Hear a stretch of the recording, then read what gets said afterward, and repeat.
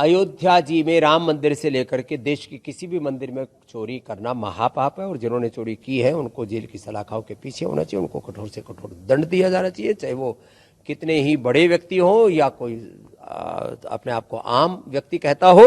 और जितने भी बड़े तीर्थ हैं, बड़े मंदिर हैं, वहाँ पर बड़े गुरुकुल, गौशालाएं, सनातन के बड़े ऐसे सेवा के कार्य होने चाहिए जिससे कि 100 करोड़ से अधिक सभी सनातन आर्य हिंदुओं को गौरव की अनुभूति हो। जो सुप्रीम कोर्ट ने जांच को लेकर मुझे लगता है जांच बहुत अच्छी दिशा में उत्तर प्रदेश सरकार करवा रही है, वो अच्छे से जवाब दे देंगे और जो अपराधियों को जेल की सलाखों के पीछे जाएंगे।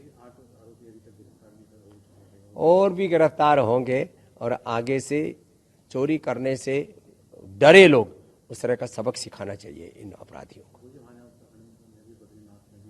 कहीं पर भी चोरी होना ये महापाप है। वो अपने आप को, अपने परिवार को, अपने जीवन को संकट में डालते हैं, जन्म जन्मांतरों के लिए नरक के बीज बोते हैं जो भगवान के मंदिरों में चोरी करते हैं।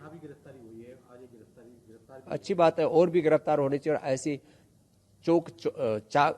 ऐसी व्यवस्थाएं होनी चाहिए जिससे भी किसी भी प्रकार की चोरी चकारी ना हो सके। ऐसी पारदर्शी व्यवस्था मंदिरों के जो न्यासी हैं, प्रबंधक, वहाँ की जो कमेटी है उसको ऐसे बनाना चाहिए। जो राजनीति कर रहे हैं इस तरह की चीजों को उनको क्या, कुछ सिर फिरे लोग हर बात में राजनीति करते हैं।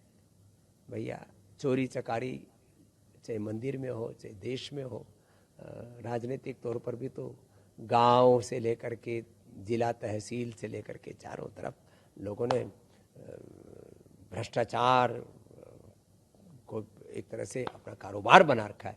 कहीं पर भी चोरी चकारी नहीं होनी चाहिए, ना भगवान के मंदिर में न लोकतंत्र के मंदिर में। भारत स्वभाव से ही एक आर्य हिंदू वैदिक राष्ट्र है। हम सबके पूर्वज एक हैं, अपने पूर्वजों के प्रति कृतज्ञ रहे और अपने पूर्वजों के चरित्र से सीखे। राम का रामत्व, कृष्ण का कृष्णत्व, शिव का शिवत्व, देवों का देवत्व, ऋषियों का ऋषत्व हमारे जीवन में, हमारे आचरण में होना चाहिए। हमारे लिए हमारे पूर्वज सर्वोपरि है, पूर्वजों की विरासत सर्वोपरि है, संविधान सर्वोपरि है, राष्ट्र की एकता अखंडता संप्रभुता सर्वोपरि है, हमारे लिए मानवता सर्वोपरि है। और सब हम मिलजुल करके रहेंगे।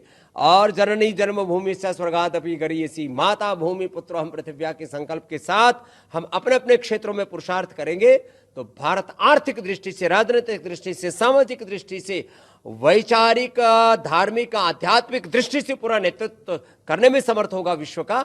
ऐसा समर्थ भारत इसी विचार से बनेगा। एक भारत श्रेष्ठ भारत तभी बनेगा जब हम अपने पूर्वजों के प्रति कृतज्ञ रहेंगे। जाति वर्ग समुदायों के नाम पर जो घृणा नफरत फैलाने वाले हैं वो सभी राजनीतिक लोग और सभी मजहबी लोग एक तरह से आपराधिक मानसिकता वाले लोग हैं। हिंदू राष्ट्र कोई लोकसभा और विधानसभा में कोई विधेयक पास करके नहीं होने वाला है। हिंदू राष्ट्र हमारे आचरण से बनने वाला है। इसलिए हमारा आचरण अपने पूर्वज ऋषि ऋषिकाओं जैसा होना चाहिए और उनके प्रति कृतज्ञ रहना चाहिए। जो अपने पूर्वजों के प्रति कृतज्ञ है वो राष्ट्र के प्रति भी एक दिन कृतज्ञ होंगे और राष्ट्र में भी विभाजन के बीज बोएंगे। आलोचना करने वाले भी बहुत हैं, उनको क्या जवाब दें? आलोचना करने वालों को भगवान या तो सन्मति दे या सद्गति प्रदान करे।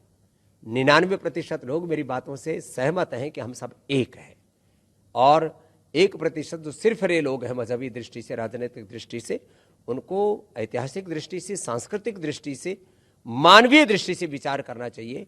आखिर सारी मानवीय मूल्य, human values, moral values, spiritual values, constitution, democratic values का ये तकाजा है कि हम एक भारत की बात करें, एक भारतीय होने का गर्व करें, एक पूर्वजों की संतान और उन पूर्वजों की विरासत के ऊपर गर्व करके उन्हीं जैसा पवित्र चरित्र अपने जीवन में धारण करके पुरुषार्थ और पराक्रमी बन करके भारत को महान बनने के लिए हम सबको अपने अपनी भूमिका निभानी चाहिए।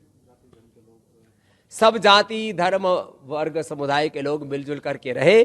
मित्र से चक्षुषा सर्वाणी भूतानि समीक्षन्ताम, सब नर करई परस्पर प्रीति चले स्वधर्म निरत श्रुति नीति।